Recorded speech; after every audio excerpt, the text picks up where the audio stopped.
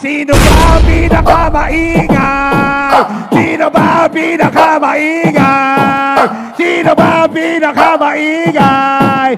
At noon ko ito ibibigay. Duma! Duma! Duma! Alyansa! Alyansa! Alyansa! Alyansa! Asa ng ingay? Asa ng ingay? Come on! Para dito! Come on! Sino ba ang pinakamaingay? Sino ba? Sino ba ang pinakamaingay? Sino ba? Sino ba ang pinakamaingay? Come on! Oh yeah! Duma! Duma! Alyansa! What? Alyansa! Wow! Duma! Come on! Duma! What? Alyansa! Everybody sing with me! Here we go! Ako'y nasama natin!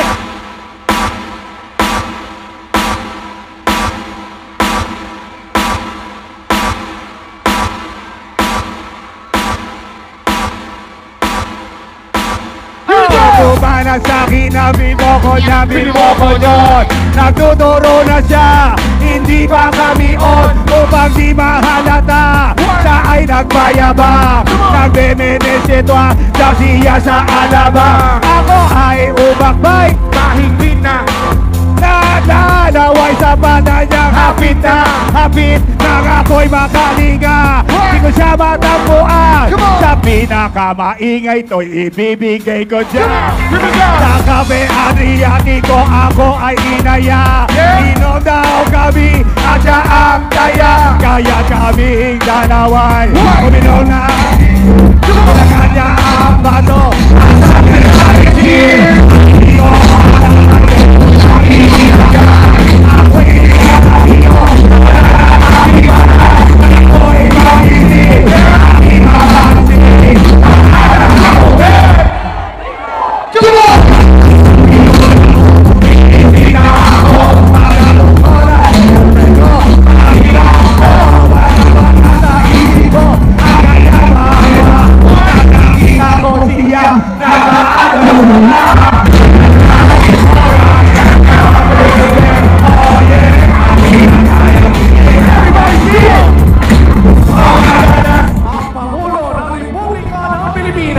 His Excellency Ferdinand Romualdez Marcos Jr.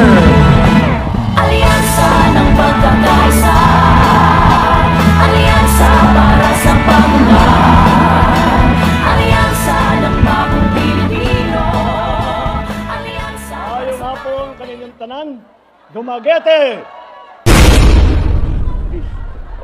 Please, magsiupo po tayo. At baka pag ginanahan ako, papahabain ko ng hisko itong aking speech. Mapipilitan ng ating mga kandidato rito na magpakain sa inyong lahat. Maraming salamat po sa inyong lahat na kayo ay nakarating po dito sa aming rally upang makilala po ang kandidato po natin ng Alyansa sa Bagong Pilipinas. Ito po ang aming ipinagmamalaki at tinitignan po natin at pagka tinitignan po natin ang mga ibang naging kandidato, ako iniisip ko kung ako man ay kandidato para sa Senado, baka pag nakita ko itong grupong ito talagang mapapaatras ako dahil mahirap pakalaban itong mga ito dahil masyado nang magagaling, masyado nang mahaba ang karanasan sa serbisyo publiko, masyado ng magandang pinakitang performance at marami na po na itulong sa taong bayan, marami na po na itulong sa ating minamahal na Pilipinas. Narinig niyo po ang kanilang mga programa. Hindi lamang yung mga programa na ninanais silang gagawin kapag sila ay naluklok na sa Senado. Yun din ay napag-usapan din kung ano ang nagawa na nila. At nakita naman po ninyo na ang record ng bawat sa ating mga kandidato ay napakatingkad, napakaganda.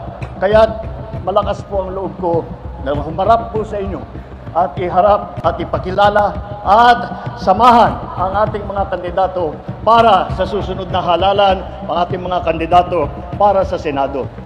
Narinig nyo na po sila at kung iisa-isahin po natin, sa kanilang bawat sarili, ay meron talagang sinasabi, meron talagang pinagdaanan, meron talagang pagmamahal sa Pilipino. At lahat ng buong buhay ng bawat isa po dito sa mga kandidato natin ay itinayanan nila para sa taong bayan. Itinayanan nila para sa serbisyo publiko. Kaya po, dapat huwag natin kakalimutan na ito ang mga kailangan natin na uupo sa Senado. Lahat sila, tigisa sila magaling. Pinagsama-sama po natin silang lahat. At kapag pinagsama-sama mo, nakakagulat talaga na makakita ng isang grupo na ganito, na kasing galing at kasing sikat at kasing experience nitong mga kandidato natin. Alam niyo po, tignan po natin, isa-isahin po natin, at tignan po natin ano yung mga katangian na ating maaaring ipagmalaki dito sa ating grupo. Alam niyo po, na walo po sa ating kandidato rito ngayon ay naging senador na. Kaya ibabalik po natin, dahil nakita naman po natin nung nagsenador po sila, ay nakita po natin marami po silang natulungan, marami po silang nagawa. Ang naging senador na po dito sa grupo natin, Senator Cayetano, Senator Lacson, Senator Lapid, Senator Marcos, Senator Pacquiao, Senator Revilla, Senator Soto, Senator Tolentino. Kaya pagka nasa Senado sila ulit, ay wala na pong kailangan magtanong-tanong, wala na po nagkakapa-kapa. Alam na po nila ang trabaho, alam na po nila ang pangangailangan ng taong bayan, alam na po nila ang kanilang gagawin upang makatulong, upang pagandahin ang buhay ninyong lahat. Pito naman, dito sa ating grupo, pito po ay nanggaling naman, dumaan po sa mababang kapuluan. Ito mga dumaan po sa House of Representatives, naging congressman po. At ang mga naging congressman po ay si Congressman Abalos, si Congressman Binay, Congressman Cayetano, Congressman Marcos, Congressman Pacquiao, Congressman Tulfo, Congressman Villar. Sanay na po upang sumulat ng magagandang batas na tunay na nakakatulong sa hanap buhay, nakakatulong sa kabuhayan, nakakatulong sa kalikasan, nakakatulong sa lahat ng mga iba't ibang sektor ng ating lipunan. Ang iba po naman sa kanila ay dumaan na sa cabinet position, secretary, naging secretary na po yung iba rito. Si Benhur Abalos, secretary po ng DILG. Nung una po kaming umupo, tinatanong sa akin, sino pa kayang pinakamagaling na pwede natin ilagay DILG? Kako, may magaling na mayor, galing sa Mandaluyong. Dapat siguro, tingnan natin kung papayag siya na magsilbi. Nagsilbi na po siya bilang DILG secretary. At hindi lang siya nagsilbi, kundi marami pong nagawa na maganda, na pinaganda ang ugnayan ng ating mga local executive at saka ng national government. At naging secretary naman ng DSWD si Erwin Tulfo. Ito rin po, noong ako'y bagong upo, ay naisip namin, sino ba talaga ang kilalang-kilala sa buong Pilipinas, kilalang-kilala na tumutulong, walang ginagawa kundi tumulong sa taong bayan. Hindi lang tumutulong, ipinaglalaban ang karapatan ng maliliit. Ipinaglalaban ang pangangailangan at ang mga mabuting dapat gawin ng pamahalaan para sa mga nangangailangan na taong bayan. Yan po ay si Secretary of DSWD, Erwin Tulfo. Si Senator Lacson naman ay siya naman ang namuno ng Yolanda Rehabilitation Commission. Dahil po, siya po ang gumawa ng lahat upang pagkatapos ng pagdaan ng napakalakas na bagyo na Yolanda, ay siya po ang nagdala ng tulong para sa mga nasalanta. Siya po ang nagdala ng tulong upang buhayin ulit ang ekonomiya ng mga nadaanan ng Yolanda. Siya po ay ang nag-organisa sa pagbubuo ulit ng infrastruktura, pagpapatayo ng mga bahay para sa mga nawalan ng bahay. Ito po, yan po ang ating isang secretary level po yun. Kaya si Secretary, at that time, Secretary Ping Lacson ay sanay na rin sa pagserbisyo bilang isang secretary. At si Senator Tolentino naman, siya naman ay nasa MMDA. Ang MMDA po, ang Metro Manila Development Authority. At sila ay ang bumubuo ng lahat ng mga iba't ibang mayor sa iba't ibang mga lungsod, sa iba't ibang mga bayan sa Metro Manila. Hindi po madali ang trabaho na yan. Dahil maraming mayor po, kailangan makahanap kayo ng paraan upang magtulungan, upang magkaisa, upang maging maganda ang daloy ng traffic, upang maging maganda ang tinatawag na public transport, ang public transport natin sa Maynila. Ang MMDA din ang namamahala sa mga flood control. Sila po ang gumagawa niyan. Yan po ang naging katungkulan. Yan po ang tungkulin ni Senator Tol Tolentino nung siya ay nasa MMDA. Pero lang po ako idadagdag dahil hindi ko po makalimutan. Nung nandun po kami nasa Tacloban po ako, walang 3 araw, pagkadaan ng Yolanda, pumunta na kaagad ako sa Yolanda. Matagal po kami nag-aantay ng tulong galing sa national government. Nagulat po kami.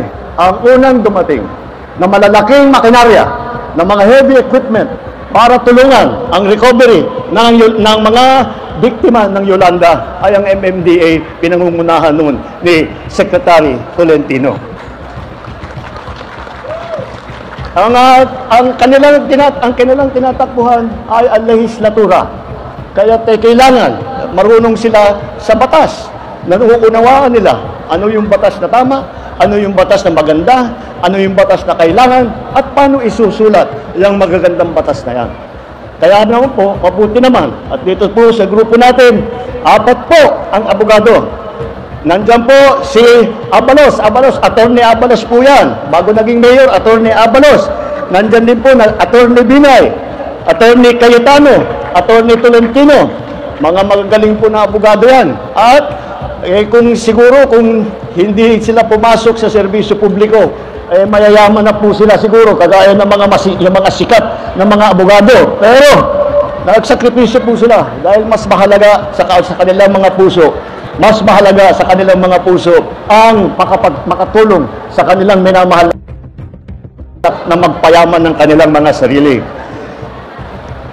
Pagdating naman kung saan sila po nanggaling, dahil po, kaya siyempre, hindi natin masisisi ang ibang tao. Paano yan? Lahat naman ng mga sikat na yan, galing lahat sa Maynila yan. Hindi nila alam ang mga pangyayari dito sa amin, sa lugar namin. Hindi po tama yun, hindi po totoo yun. Dahil po, sila ay nanggaling sa buong lawak ng Pilipinas. Simulan po natin. Kilala nyo naman ang ating kinahahangaan, si Senator Manny Pacquiao. Siya po galing Bukidnon, Sarangani at sa Jonsan. Si Erwin Tulfo naman ay lumaki siya sa Davao Oriental. Dabawenyo po siya at saka lumaki siya sa Sulu. Dahil doon po na-destino yung kanyang ama na naging bayani ng Pilipinas. Ang unang Vicente Soto, meron kung maalala po ninyo, baka hindi nyo po naalala na, baka matagal na rin yun. Ang unang Senator Soto po, Senator Vicente Soto, ay galing naman sa Cebu. Kaya tayo mga ninuno po ng ating butihing Senator, Tito Sen, tawag po namin sa kanya Tito Sen.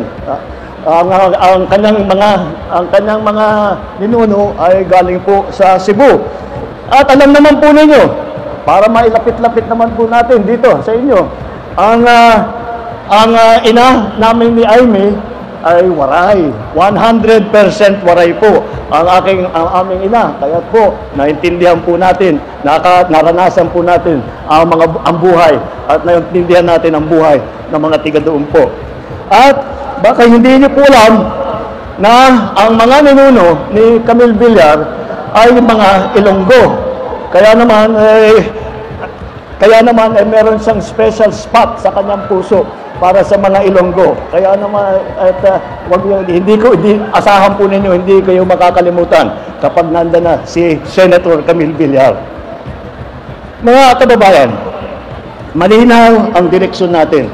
Ang direksyon natin ay ang mapaunlad ang Pilipinas, hindi mang-aapi. Pag-unlad, hindi takot ang solusyon. Ang solusyon ay ang dapat pagandahin ang ating patakbo ng ating pamahalaan. Ang mga kandidato ng alyansa ay kasama natin sa pagtataguyod ng interes at kapakanan ng bawat isang Pilipino. Ipaglalaban natin ang ating soberanyo at karapatan na may diplomasya at may dignidad. Hindi natin isusuko ni isang pulgado ng ating teritoryo at hindi tayo kailangan sumunod o magpaapekto sa kagustuhan ng sinumang iba. Tayo ay may ganap na karapatan at dapat makinabang sa yaman ng ating minamahal na bayan. Sa laban kontra krimen at droga, hindi po natin kailangan dumaan sa madugong solusyon. Wala po kaming paniniwala na kailangan pong pumatay ng libo-libong Pilipino para mabigyan ng solusyon itong problema na ito. May tamang paraan po para tiyakin ang kapayapaan. Kailangan, para maging maayos, ay kailangan meron ang gagawin natin sa pamamagitan ng mga maayos na batas, epektibong pagpapatupad at mga malakas na suporta sa ating mga pulis at lalong-lalo na sa ating mga lokal na opisyal. Sa ekonomiya at trabaho, hindi natin kailangan umasa sa ilegal na industriya tulad ng pogo na naging pugad ng krimen, naging pugad ng kaharasan. Ang solusyon ay tunay na trabaho, disenteng sweldo at suporta sa maliliit na negosyo. Ito po ang aming ihinaharap sa inyo, ito pong alyansa. Bakit po tawag sa amin ay alyansa? Dahil kung titignan niyo po, minsan, pagka lumalabas sa mga kandidato, pare-pareho pong kulay ang suot na t-shirt. Kami iba-iba. Dahil sa iba't ibang partido kami nang gagaling. Ngunit, pumayag po silang lahat na magsama-sama dahil nakakaunawa po sila na ang tanging solusyon para sa mga problema natin ay ang magkaisa. Kapag tayo lahat, pagkat tayo mga Pilipino ay nagkapit-bisig, kapag tayo mga Pilipino ay nagtutulungan at nagmamahal sa isa't isa, makikita po natin maganda ang ang pupuntahan, ang tutunguhan ng ating minamahal na Pilipinas. Kaya po, nandito po kami upang muli hingin ang inyong suporta para sa darating na halalan, para sa kaunlaran ng Pilipinas, para sa pagpaganda ng buhay ng bawat Pilipino, para sa pagpaganda ng Pilipinas. Ito po ang alyansa sa bagong Pilipinas. Maraming salamat, Dumaguete! Maraming salamat po! Mabuhay ang Pilipinas! Alyansa ng pagkakaisa. Muli mga kababayan, ang Pangulo ng Republika ng Pilipinas, His Excellency Ferdinand Romualdez Marcos Jr. Para sa bagong Pilipinas. Aming po inaanyayahan ang mahal na Pangulo para sa isang group photo kasama ang ating mga senador sa alyansa para sa bagong Pilipinas. Sinubok ngunit nanatiling tutok hanggang sa tutok. Alyansang tutulong, lumuhod sa hamon ng panahon. Isusubok, ititiklop, laban natin to. Mamamayang pinagpukulot, bayang itataguyan. Uli po mga kababayan, ang ating mahal na Pangulo, His Excellency Ferdinand R. Marcos Jr.